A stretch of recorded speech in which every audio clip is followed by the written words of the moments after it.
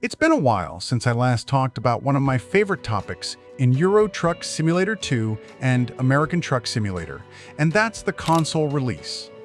For a long time, it almost felt like one of those ideas that everyone wanted, but no one really knew if it was actually getting closer. And now, it feels different. There's momentum, real momentum. There's more to talk about, more to notice, and even a few things that slip through quietly. Now, today, I'm not going to focus too much on release dates. I know that's what most people are waiting for, but honestly, what caught my attention is something else, something small, but very important. A leaked update related to console, and I think a lot of people completely missed it. So let's slow down for a second and really go into it. Let's talk about controls, because this is where everything either works or falls apart. Think about it. ETS2 and ATS are not simple driving games. These are full simulations. You're not just accelerating, braking, and turning, you're managing a machine. Indicators, lights, wipers, retarder, camera controls, menus, maps, there's a lot going on. And on PC, it makes sense. You've got a keyboard, a mouse, even a steering wheel setup if you want to go all in. But on console, you've got a controller. That's it. So the real question becomes, how do you take something this complex and make it feel natural on something that has limited inputs?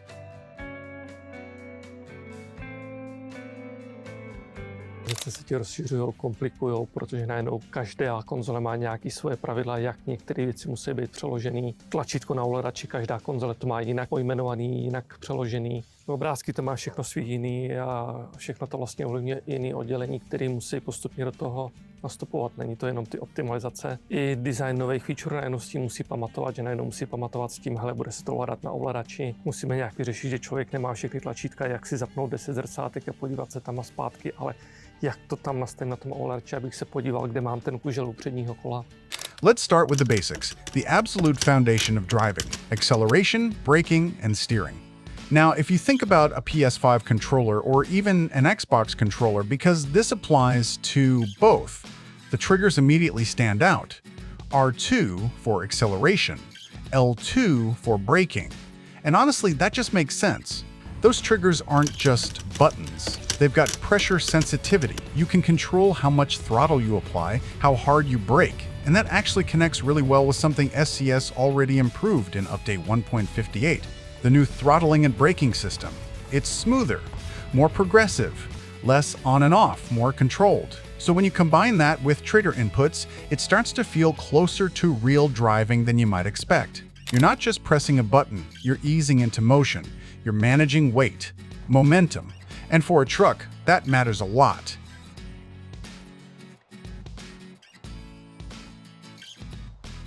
Now let's talk about steering. The left stick. Again, this is the obvious choice, but it's also the right one. It allows for gradual steering input, not just sharp turns. You can gently adjust your lane, make smooth corrections, or commit to a full turn when needed. And if the sensitivity is tuned properly, it can actually feel very natural. Not quite like a wheel, but definitely not arcade either. Somewhere in between, in a good way.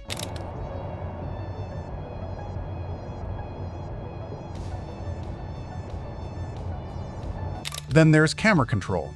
Looking left, right, checking mirrors, scanning intersections. That goes to the right stick. And this is where things get interesting. With the updated smooth centering system that SCS has been working on, camera movement feels less stiff, less robotic.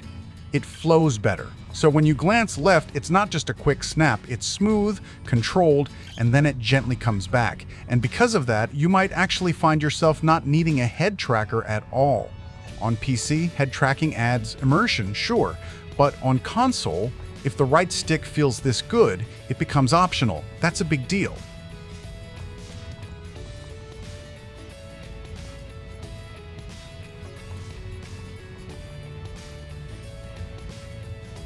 Now, here's where things open up.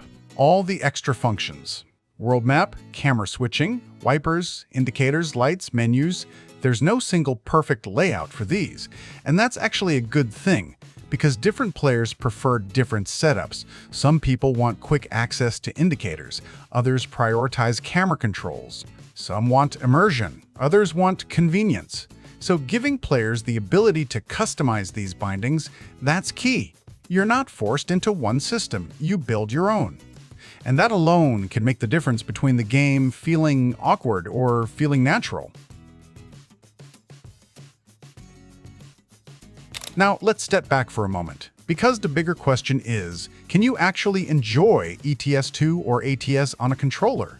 Sitting on your couch, relaxed, no desk setup, no wheel, just you and the game.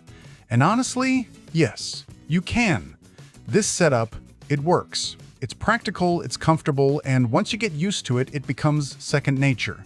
You're not fighting the controls, you're just driving. And that's what matters.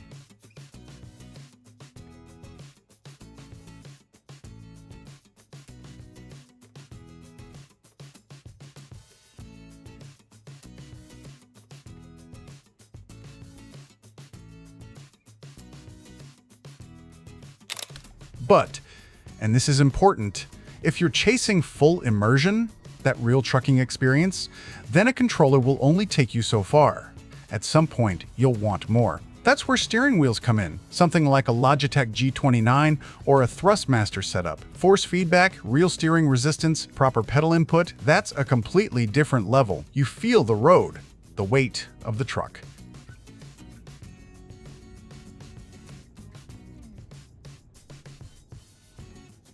The small corrections. It's not just playing anymore, it's experiencing. But not everyone needs that. And that's the point. Console opens the door for more players. People who don't have space for a wheel setup.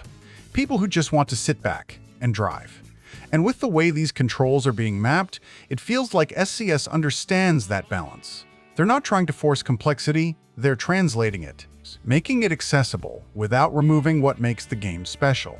And that's why this leaked update, even though it might seem small, actually matters a lot, because it shows intent, it shows direction.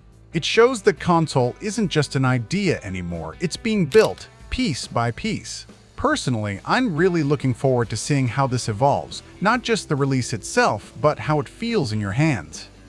Because at the end of the day, that's what will decide everything. Not the graphics, not the maps, not even the trucks, but the feeling of being in control. And if they get that right, then ETS2 and ATS on console won't just work.